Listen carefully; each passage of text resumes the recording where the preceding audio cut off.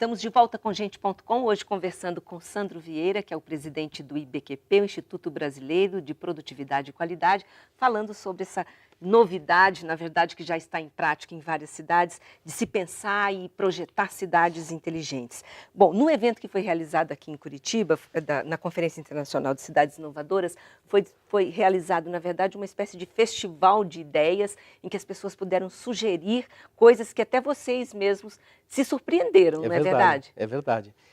A iniciativa que nós tivemos nesse ano, a Conferência Internacional de Cidades Inovadoras, CICI, nós já tivemos 2 edições anteriores, em 2010 e 2011. Depois, em 2012 e 2013, co-realizamos e ajudamos a promover um fórum de cidades inteligentes, que a gente chama de Fórum iCities. E agora, em 2014, agora a questão de um mês atrás, nós fizemos então a Conferência de Cidades Inovadoras junto com o Fórum iCities. Mas nós tínhamos a ideia de promover algo que emergisse da sociedade de uma forma mais intensa. E na estruturação da conferência resolvemos promover, a exemplo de outras cidades que também já promoveram iniciativas com uma característica semelhante, não totalmente igual, mas semelhantes, o que nós chamamos de Festival de Ideias.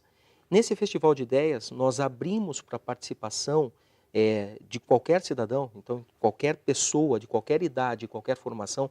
Acho que isso foi talvez o que a gente pode dizer assim de bacana e energizante nesse processo, foi termos a participação de pessoas desde 13 anos, Ótimo estudantes do isso. ensino médio, Uhum. até pessoas que estão fazendo o doutorado em determinadas áreas de gestão urbana, na área de arquitetura e urbanismo e assim por diante. Então, nós tínhamos um público muito diverso nessa participação do Festival de Ideias, do qual nós tivemos 352 ideias propostas, individualmente ou em grupo. Nós estimulamos para que fossem ideias coletivas, no mínimo em dupla, para que promova essa interação do indivíduo, transformando o indivíduo no coletivo, né?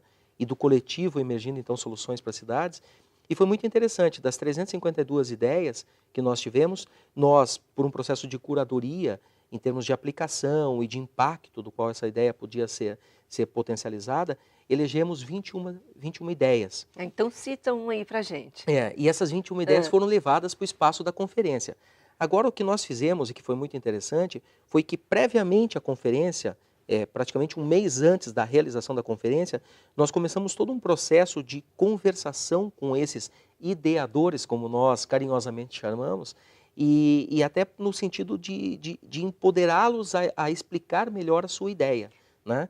Foram treinados como se fossem isso, né? Exatamente. Treinados para poder A gente de forma fazer nenhuma as quis sugestões. encaixar a ideia, né, mas quis empoderá-los para que possam, de certa forma, explicar melhor isso para uma comunidade. Então, você pediu alguns exemplos, né, Mira, e assim, os exemplos que foram muito interessantes na conferência e que a gente pode citar, por exemplo, uma ideia chamada Kids Rescue, né, resgate de crianças, né, traduzindo para o nosso pro português, aonde uma menina de 13 anos, aluna do ensino médio, a ideia dela foi o seguinte: ela foi até a FAS, a Fundação de Assistência Social, conversou com os técnicos da Fundação de Assistência Social aqui de Curitiba e descobriu que, apesar da extrema boa vontade de resgate dessas crianças em situação de risco em Curitiba, né, na região de Curitiba, muitas vezes isso não chega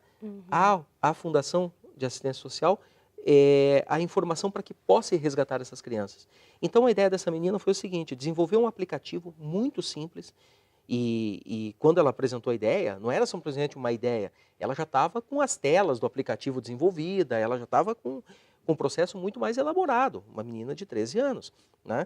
Então, é um aplicativo onde você, enquanto cidadão, né, baixa esse aplicativo no teu smartphone, você está passando na rua ou está, por exemplo, num bairro, você está no teu apartamento e está vendo uma situação em situação de risco, você entra nesse aplicativo e diz assim: olha, rua tal, endereço tal, entre o número mais ou menos tal e tal, a criança com determinada faixa etária, características com determinadas peculiaridades, e submete isso a uma plataforma então da prefeitura.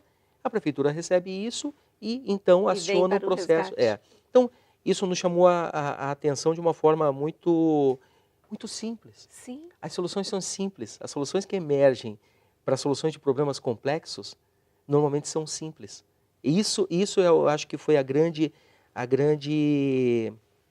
assim, resposta que nós conseguimos extrair da Conferência de Cidades Inovadoras. Deixa eu puxar um assunto aqui que incomoda muito, que é a questão do grande volume de carros, esse trânsito muito confuso. Nós temos cidades, por exemplo, como Amsterdã, na Holanda, em que 50% da população usa bicicleta como meio de transporte. E nós não temos essa cultura no Brasil, por mais que muitas cidades tenham hoje ciclovias. Isso também é pensado? E isso faz parte de uma cidade inteligente? Não ter tanto carro na rua? Faz. A gente tem cidade, por exemplo, que os prédios não têm garagem. Não é comum ter garagem dentro dos prédios, justamente para estimular que as pessoas não usem tanto carro. Aqui no Brasil, uma família, 3 pessoas, 3 carros. 3 carros, né? É verdade. Já está ficando cada vez mais comum isso. Na verdade, nós fomos formados historicamente, nas últimas décadas, ao consumo exagerado de um ativo que é o carro, né? De novo, e voltando para exemplos da Conferência de Cidades Inovadoras que nós fizemos, nós tivemos exemplos, né, na questão de uma arquitetura mais inovadora, do ponto de vista de construções, aonde, muito provavelmente você lembra, eu também lembro, prédios, né? Eu praticamente morei minha vida inteira em prédios aqui em Curitiba. A questão de você ter um bicicletário no prédio, ele era a última coisa que, aliás, não era nem pensada. Ela era deixada para puxa vida, esquecemos de projetar um bicicletário. Então, às vezes a gente onde fazia é que depois, sobrou? dava um jeito num fazia cantinho. depois, exatamente. Onde é que fica? Então, naquela última vaga do segundo piso de estacionamento, você coloca lá no final. Para quê? Para você não usar a bicicleta. Porque você ia usar a bicicleta uma vez no ano, 2, quem sabe. Então, hoje, você já tem empreendimento sendo feito em Curitiba, empreendimentos imobiliários sendo feitos em Curitiba, aonde o bicicletário é a primeira coisa na entrada. Ah, é? Na entrada. Então, você entra no edifício e mais, existem construtoras que tem uma característica mais inovadora, se propondo, inclusive, a entregar o edifício com a questão da bicicleta elétrica compartilhada, aonde você pode usar, digamos, os moradores daquele edifício, uma bicicleta. Então, uma construtora, um empreendedor entregando um edifício com característica mais moderna, mais inovadora, sem pensar nem na questão da sustentabilidade desse edifício, que já é mais inovador. Estou pensando na questão da mobilidade, aonde você entrega, então, com 1, 2 ou 3 bicicletas elétricas para que aqueles moradores se estimulem a usar.